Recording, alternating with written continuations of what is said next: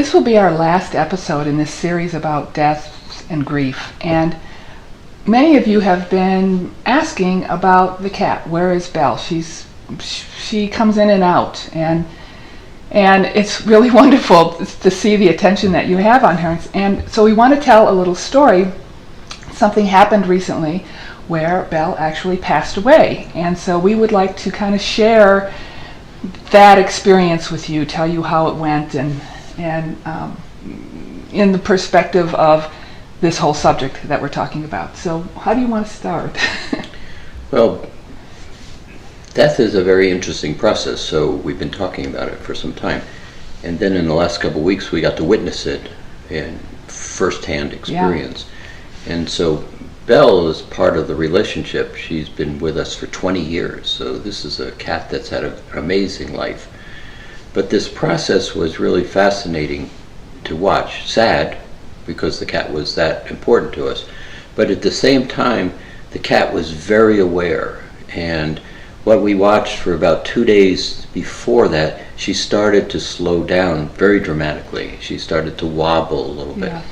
And so on the first day, on a Monday, she actually stopped eating, which wasn't a big deal because we have these little pills we give her when that happens. And always when we give her the pills, in a couple hours it kicks in and she's hungry again. And so then on the next day she stopped drinking, and so she wasn't eating, she wasn't drinking. And then so on the third day we took her to the vet, and this is when she was wobbling, and it's like she didn't have the muscles or the strength. Now, this is very similar to you watching an elderly person beginning to shut down. They make a decision that they're going to leave, and then the body begins to systematically shut down, sometimes over a period of months, sometimes very quickly. But in this case, it was really interesting because the vet said, she's off the charts, kidney failure. And so we started talking to her, and she says, it's time to leave. So we sat with her, and Roxane sat with her for about 3 hours and just petting her. And what we did is opened up the space. We said, hello, what do you want? And we basically started making the space very calm for her. Very safe. And it was right here in this chair with this blanket. But from my point of view, watching death is a very interesting thing because it doesn't have to be traumatic. And one of the things that happens is people are in one another's space often. Mm-hmm. And so at this last couple of hours of death, when everybody, a family is, I hope you don't die, don't leave, that's a very heavy energy that the person has to push through to get out of the body. So part of that 3 hours, actually over 3 hours of us just sitting here holding her, was us making separations from her, us moving our energy out of her space.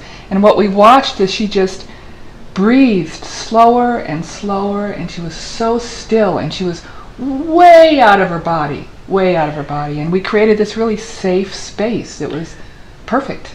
Now, when you watch it from a spiritual point of view, what you see is a person, or in this case the cat, in a lively space. They're in a contained field, that personal power field that we talk about, that bubble that we all exist in, or that space of the aura. When you start to watch a person leave at that point, you begin to see this light that glows around them.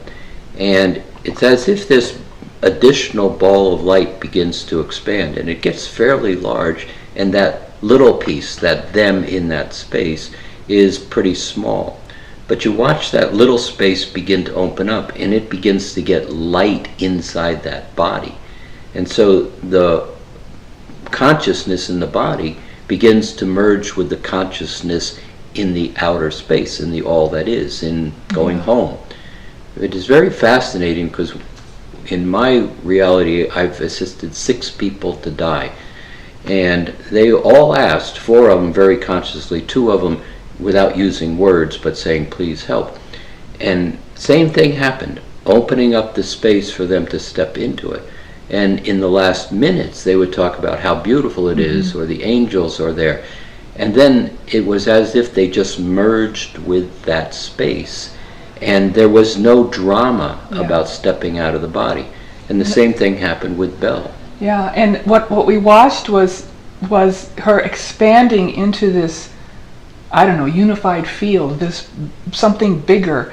And she got to a certain edge, and all that was left was this little shimmer. I saw it as a sphere, and it was like there was this little shimmer on the outside skin of the sphere. And as she was laying here, breathing slower and slower, when it came time, when she actually took her last breath, it's like that little shimmer went pop, and it just dissipated. Yeah, and the whole transition of her death, there was no drama in it.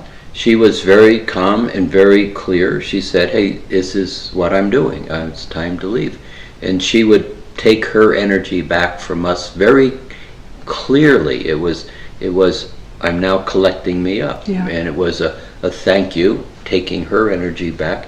And we'd sit and take all of our I love yous and the energies that we put in her space kind of back to give her that room. And it was just this very smooth thing, and then gone.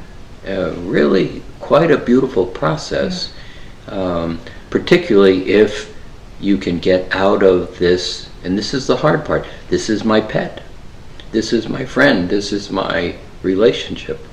So knowing you're going to lose the relationship is, in this case, is very similar to an old friend saying, "I'm moving to another city," and you hug them and you're standing there and they get in their car and they drive away, and you say, "Well, I'm going to miss them. They were my friend."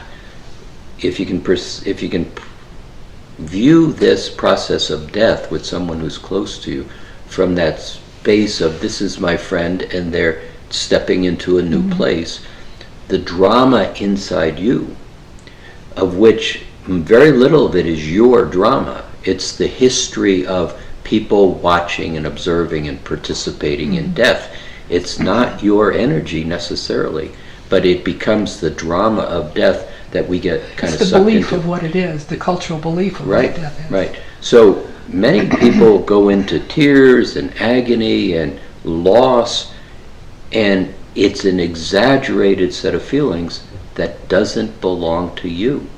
So in this process of allowing them, taking back yours, giving back to them what is theirs, the ability to have this happen smoothly with sadness, with disappointment, with a kind of heartbreak, but not with the drama and the pain.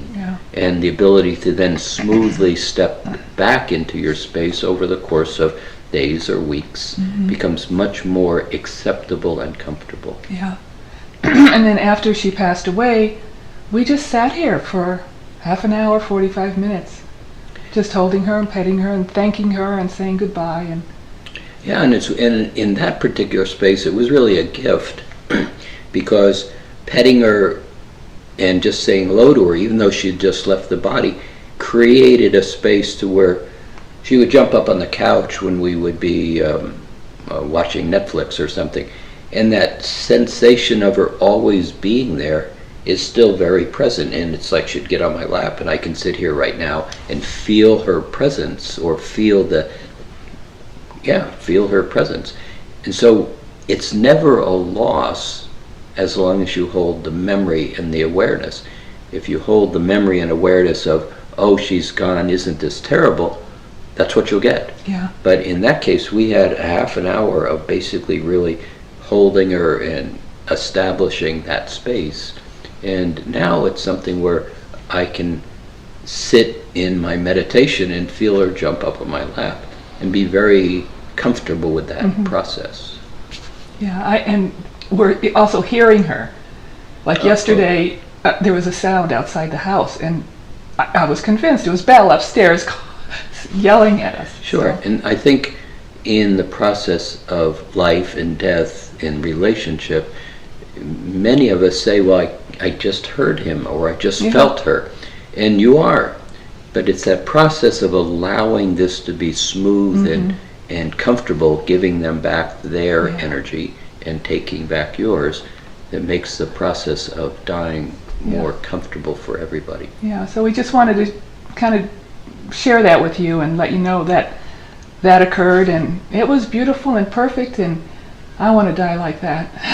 Yeah, I wish everybody could die like that. It's Yeah. a very clear place of stepping into something bigger. Yeah. So we hope this series on death and grief and white light is of value, and we enjoyed having the opportunity to play with you. Yeah. Blessings.